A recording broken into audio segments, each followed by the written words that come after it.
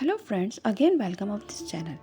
ये कहानी एक लड़के की है जिसका नाम ली होता है और वो कंट्री के सबसे बड़े और फेमस होटल ओशियन होटल का मालिक होता है। उसके पेरेंट्स की डेथ उस वक्त हो गई थी जब वो बहुत ज़्यादा छोटा था और होटल की जिम्मेदारियां संभाल नहीं सकता था। तो होटल की भागदौड़ उसके अंकल, जो कि उसके फादर के छोटे भाई भी थे, मिस्टर हाउ ने संभाल ली थी। और ली हमेशा ये ओशियन होटल से दूर रहा था क्योंकि वो फिजिकली तौर पर काफ़ी वीक था और अक्सर ही बीमार भी रहता था। ये नहीं था कि वो हमेशा से ही ऐसा था। अपने स्टूडेंट पीरियड में वो काफ़ी एक्टिव हुआ करता था और उसको रॉक क्लाइंबिंग का जुनून की हद तक शौक भी था। और अपने इसी शौक की खातिर वो क्लाइंबिंग के एडवेंचर भी करता रहता था। और ऐसे ही एक दिन इसी एडवेंचर के शौक ने उसकी दुनिया ही बदल डाली। जब वो क्लाइंबिंग के दौरान एक लड़की सुशी से मिला और उसे पहली नज़र में प्यार भी कर बैठा। वो भी वहाँ उसी की तरह क्लाइंबिंग करने आई थी और दोनों अकेले ही आए थे, तो दोनों को ही इस सुनसान पहाड़ पर एक दूसरे की कंपनी मिल गई और दोनों ने एक साथ खूब अच्छा वक्त काटा। साथ खाना बनाया और खाना खाया भी, और साथ साथ अपने प्यार की बहर शपथ भी की। सुबह जब सुशी की आंख खुली तो ली गायब था। शायद वो जा चुका था, मगर जाते जाते वो अपना बिजनेस कार्ड वहीं छोड़ गया था जिस पर उसके सारे कॉन्टैक्ट नंबर मौजूद थे। सुशी ओशियन होटल का नाम देखकर चौंक जाती है क्योंकि इसी होटल में उसके फादर भी काम करते थे। सुशी चूंकि काफी अरसे से पढ़ाई के सिलसिले में कंट्री से बाहर थी, इसलिए वो कभी भी इस होटल ना जा सकी थी जहाँ उसके पापा काम करते थे। उसके पापा ने उसे बताया था कि वो आजकल एक कॉन्ट्रैक्ट के सिलसिले में बहुत ही ज़्यादा परेशान रहते हैं और सुशी उनकी इसी परेशानी की वजह से वापस चाइना आई थी। फिर वो अपने पापा से मिलने ओशियन होटल जाने लगती है और अब तो इस होटल में उसका एक फ्रेंड ली भी मौजूद होता है। जैसे ही वो वहाँ पहुँचती है तो क्या देखती है कि उसके फादर बिल्डिंग के टॉप फ्लोर से नीचे गिर रहे होते हैं और इसकी आंखों के सामने वो ज़मीन पर गिरते हैं और उनकी डेथ हो जाती है। सूची इस सदमे से बिल्कुल ही खामोश खड़ी थी कि उसकी नज़र जैसे ही ऊपर पड़ती है तो वहाँ का मंजर उसे बेहोश कर देने के लिए काफ़ी होता है, क्योंकि छत की दीवार पर ली झुका हुआ होता है और सुशी ली को अपने डैड का कातिल समझ बैठती है और वहीं बेहोश भी हो जाती है। और जब उसे होश आता है तो उसके दिमाग पर गहरी चोट होने के बायस उसका दिमाग मफलूज होकर रह जाता है और वो 2 साल हॉस्पिटलाइज रहती है। और 2 साल बाद वो वापस उसी होटल आती है ली से बदला लेने और अपने डैड के उस कॉन्ट्रैक्ट का पता लगाने जिसकी वजह से वो अपनी जान से हाथ धो बैठे। ली के अंकल मिस्टर हाउ ली से बोलते हैं कि लोग इसके बारे में पूछने लगे हैं, इसलिए उसे अब होटल आकर काम संभाल लेना चाहिए। ली उसके लिए मान भी जाता है और बिजार वो अपने अंकल के सामने यही जाहिर करता है कि उसे इस काम में बिल्कुल भी इंटरेस्ट नहीं है, लेकिन वो इस होटल के काम को बहुत ही सीरियसली हैंडल करने की कोशिश करता है। सुशी ली के बारे में तमाम मालूमात इकट्ठी करती है कि वो कब कहाँ जाता है और कब ऑफिस जाता है और कब किससे मिलता है, तो उसे पता चलता है कि वो रोज़ रात के टाइम पर एक बार में ज़रूर जाता है। तो वो भी इसका पता लगाने के वो इस बार में जाकर रोज़ क्या करता है उसके पीछे जाती है। इसका इरादा उसे छुपकर फॉलो करने का होता है, उसका सामने करने का नहीं होता। मगर किस्मत से जब ली वापस जा रहा होता है तो एक लड़की आकर उससे टकरा जाती है और उससे वॉशरूम का रास्ता पूछती है, तो वो उसे बता देता है और उसके जाती उस लड़की का हस्बैंड आ जाता है और ली पर गुस्सा करने लगता है कि उसने उसकी बीवी को हाथ क्यों लगाया।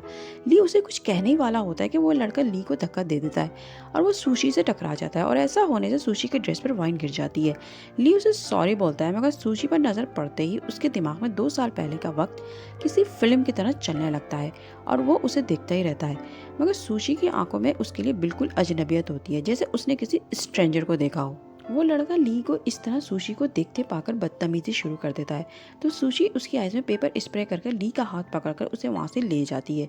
गाड़ी में बैठकर ली उससे पूछता है कि वो वही लड़की है ना जो 2 साल पहले उसे पहाड़ की चोटी पर मिली थी। मगर सुशी इसकी बात को मुकम्मल तौर पर झुटला देती है कि वो कभी भी किसी पहाड़ पर नहीं गई। फिर उसे बताती है कि उसे भूलने की बीमारी है और वो अपना पिछला सब कुछ भूल जाती है। मगर ली को पता नहीं कि उसकी बात पर बिलीव नहीं होता। वो फिर से अपना बिजनेस कार्ड उसे देता है, तो वो बोलती है कि इस होटल में काम करना उसका सपना है, क्या वो उसे अपने होटल में जॉब दिलवा सकता है, तो वो मान जाता है। अगले दिन जब सुशी इंटरव्यू के लिए आती है तो ली तमाम कैंडिडेट की सीवी चेक करता है जिसमें एक सुशी की भी होती है और सुशी को जॉब पर रख लिया जाता है और उसे वो अपनी सेक्रेटरी बना लेता है। मगर ली को सुशी पर शक होता है कि वो याददाश्त गुम होने की एक्टिंग कर रही है, इसलिए वो अपने असिस्टेंट को सुशी की जासूसी पर लगा देता है। वो जब भी सुशी को देखता है उसको 2 साल पहले उसके साथ गुजरा हुआ वक्त याद आने लगता, क्योंकि 2 साल पहले उसे उससे मोहब्बत हो गई थी और आते जाते वो ऑफिस में छुप छुप कर उससे ही देखता रहता। मगर सुशी उसके जाते ही वो कॉन्ट्रैक्ट ढूंढने की कोशिश करती जिसको उसके डैड ने अपने डेथ से पहले साइन किया था। मगर ली के कमरे के किसी कैबिनेट से इसे कुछ भी बरामद ना हुआ। फिर वो ऑफिस से बाहर जाती है तो उसे ली की कॉल आ जाती है और वो उसे एक लोकेशन सेंड करके कहता है कि आज चूँकि उसका ऑफिस में पहला दिन था और उसने ओवर टाइम भी किया है, तो वो आज उसे डिनर देना चाहता है, इसलिए वो जल्दी से आ जाए। और फिर जब सुशी रेस्टोरेंट जाती है तो वो उससे सारी वो बातें करने लगता है जो उन्होंने 2 साल पहले कैंपिंग के दौरान की थी। दरअसल वो उसके झूठ को पकड़ना चाहता था जो वो उससे छुपा रही थी। मगर सुशी भी उसकी सोच से कहीं ज़्यादा स्मार्ट साबित हो रही थी।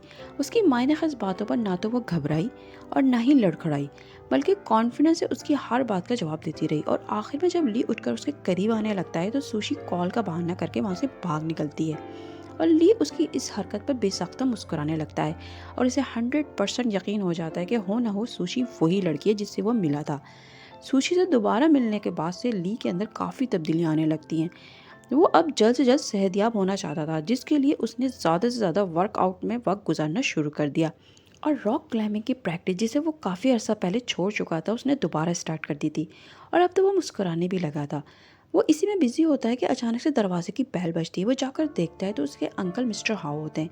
वो एकदम से घबरा जाता है क्योंकि वो अपने घर में अपने असिस्टेंट के अलावा किसी को भी नहीं आने देता था और ज़्यादातर वक्त अकेले ही गुजारना पसंद करता था। और अब अचानक से अपने अंकल को देखकर वो चौंक जाता है। वो भी अंदर आ जाते हैं। दरअसल उन्हें भी ली की सरगर्मियों पर शक होता है और वो इसीलिए उसके घर अचानक से आकर ये देखना चाहते थे कि ली घर में अकेला रहकर आखिर करता क्या रहता है। वो उसके पूरे घर में घूमकर बिलाखिर सोफे पर जा बैठते हैं। सुशी डिनर के बाद मिस्टर जू हाउ के चैम्बर में आ जाती है जो कि एक वकील होता है। वो दरअसल सुशी का अच्छा दोस्त भी होता है और उसकी सिस्टर का बॉयफ्रेंड भी।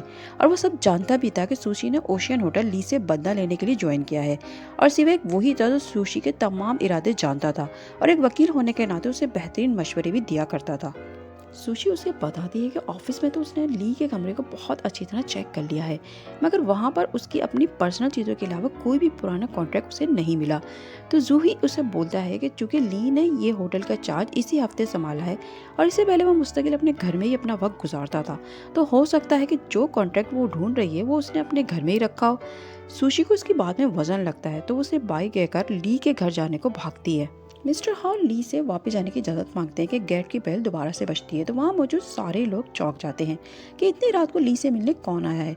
मिस्टर हाउ ये जानने के लिए दोबारा से बैठ जाते हैं। ली का असिस्टेंट गेट खोलता है और उसे बताता है कि मिस सुशी आई हैं, उन्होंने आपसे एक पेपर पर सिग्नेचर चाहिए। ली उसे अंदर आने को बोलता है और इसी बात पर मिस्टर हाउ हैरानी से ली का मुँह देखने लग जाते हैं कि वो ली जिसके घर जाने की ना तो किसी में हिम्मत होती है और ना ही परमिशन। उसने एक दिन पहले ऑफिस ज्वाइन करने वाली लड़की को ना सिर्फ अपने घर का पता बता दिया बल्कि घर के अंदर आने की परमिशन भी दे डाली। और यहीं पर ये पार्ट भी ख़त्म हो जाता है। मिलते हैं नेक्स्ट पार्ट में, तब तक चैनल को सब्सक्राइब कर दीजिएगा, अपना बहुत ज़्यादा ख्याल रखिएगा। नेक्स्ट पार्ट तक के लिए बाय बाय।